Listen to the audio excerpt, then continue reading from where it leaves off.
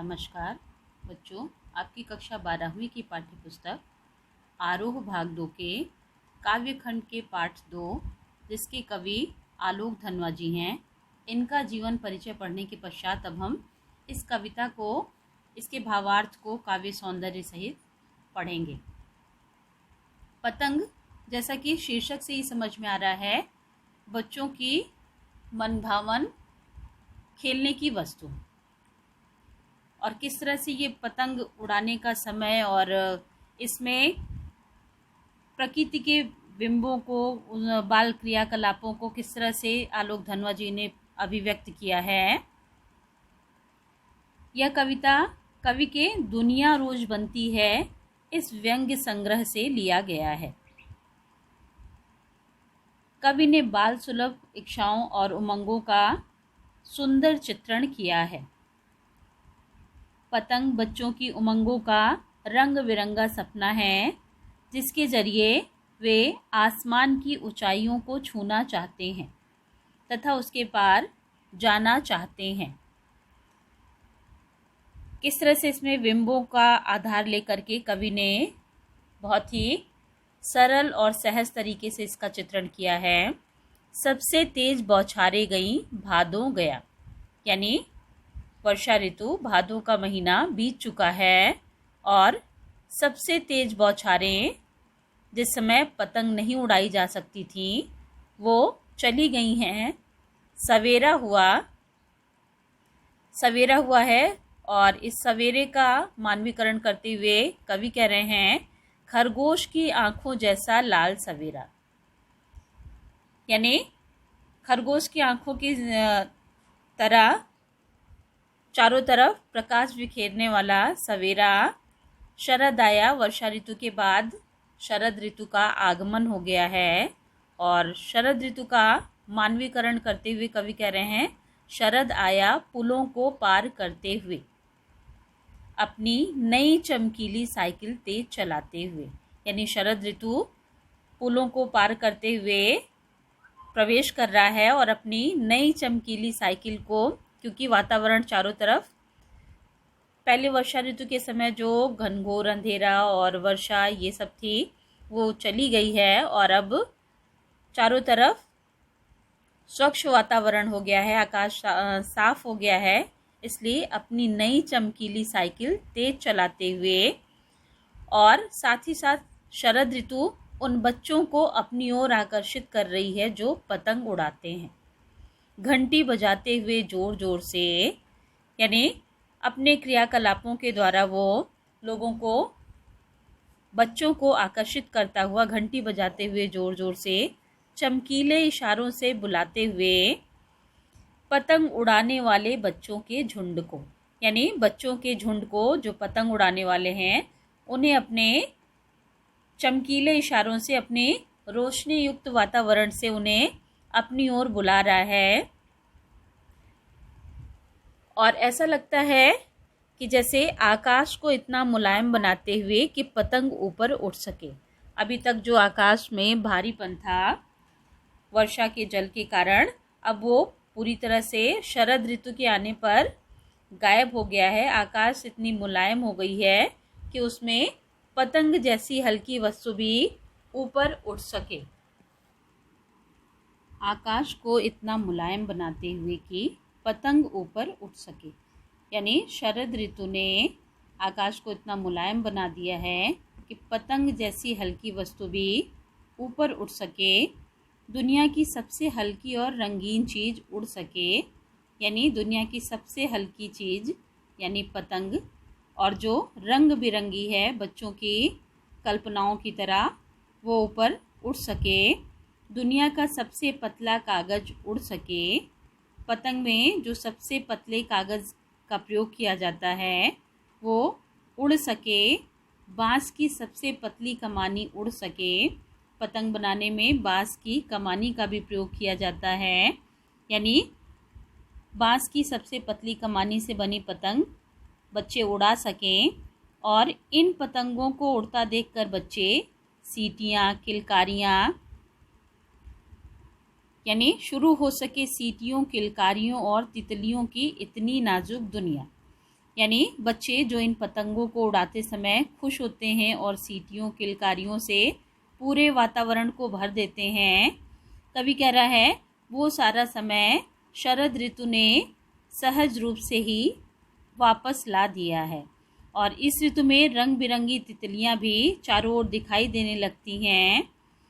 बच्चे भी तितलियों की भांति कोमल होते हैं, इसलिए कवि कह रहा है कि शुरू हो सके सीटियों किलकारियों और तितलियों की नाजुक दुनिया। यानी बच्चों के समान तितलियों के समान जो नाजुक दुनिया है, सीटियों और किलकारियों का शोर है वातावरण में, वो सब फिर से वर्षा ऋतु के जाने के बाद शुरू हो सके, इसलिए शरद ऋतु ये सारी क्रियाकलाप कर रहा है।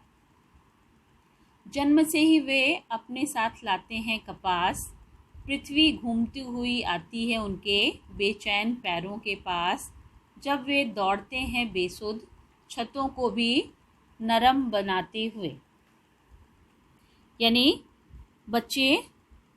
जो जन्म से ही वे अपने साथ लाते हैं कपास, कपास यानी रुई, जो बहुत हल्की और मुलायम होती है, उसका गुण बच्चों में जन्म से ही होता है। वो खुद को कपास के समान कोमल बनाते हैं और पृथ्वी घूमती हुई आती है उनके बेचैन पैरों के पास। पतंग उड़ाने वाले बच्चे जिनके पैर बेचैन से रहते हैं, यानी एक जगह पर स्थिर नहीं होते, जब वे दौड़ते हैं बेसुध और जब वो पतंग को उड़ाते समय अपनी सुध बुध खो करके दौड़ने लगते हैं, तो उन्हें छतों को भी नरम बनाते हुए, यानी छत जो इतनी कठोर होती है वो भी उन बच्चों के लिए एकदम मुलायम उन्हें प्रतीत होती है, क्योंकि वो बेसुध होकर के पतंग उड़ाने में मग्न रहते हैं। जब वे दौड़ते हैं बेसुध, छतों को भी नरम बनाते हुए, दिशाओं को मृदंग की तरह बजाते हुए, जब वे पेंग भरते हुए चले आते हैं डाल की तरह सजीले वेग से अक्सर। यानी बच्चे जो बेसुध होकर छतों पर ऐसे दौड़ते हैं जैसे वो एकदम नरम स्थान हो, और दिशाओं में चारों ओर उनका शोरगुल वाला वातावरण, सीटियों और किलकारियों से भरा हुआ वातावरण,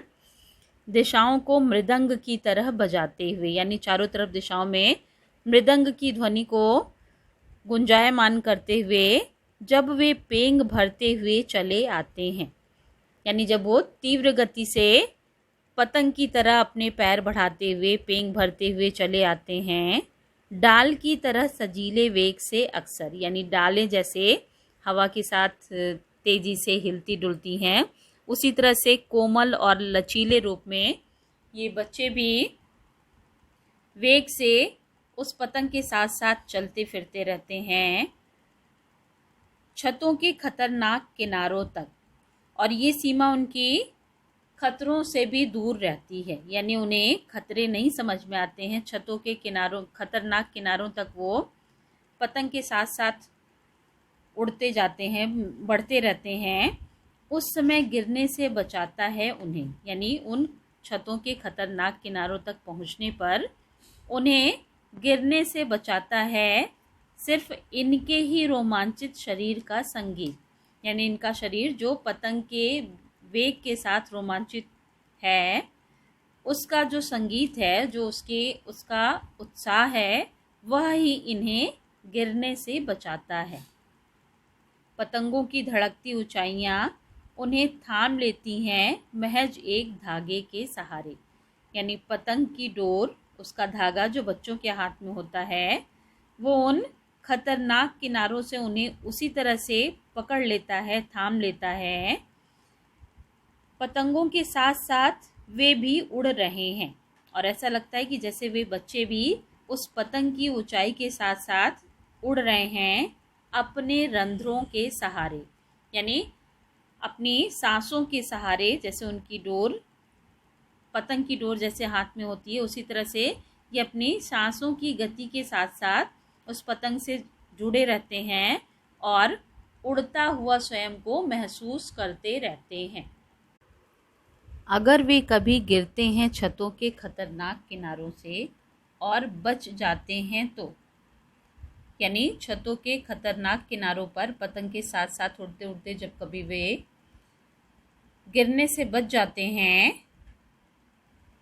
और वो अपने शरीर के लचीलेपन के कारण, मन में उत्साह के कारण बच जाते हैं, उस स्थिति में और भी निडर होकर सुनहले सूरज के सामने आते हैं। यानी जब खतरनाक परिस्थितियों से उनका शरीर उन्हें बचा लेता है,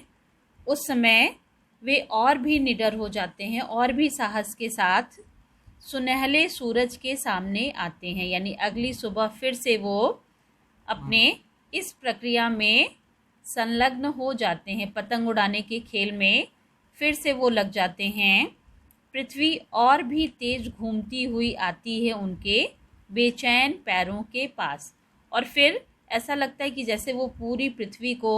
अपने तेज और बेचैन पैरों से नाप लेना चाहते हैं, और ये पूरी पृथ्वी घूमती हुई उनके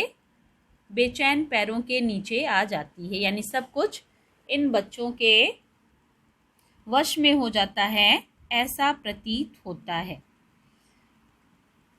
और बच्चे खतरों का सामना करके और भी साहसी बनते हैं। यानी पतंग उनके साहस को बढ़ाने का कार्य करती है।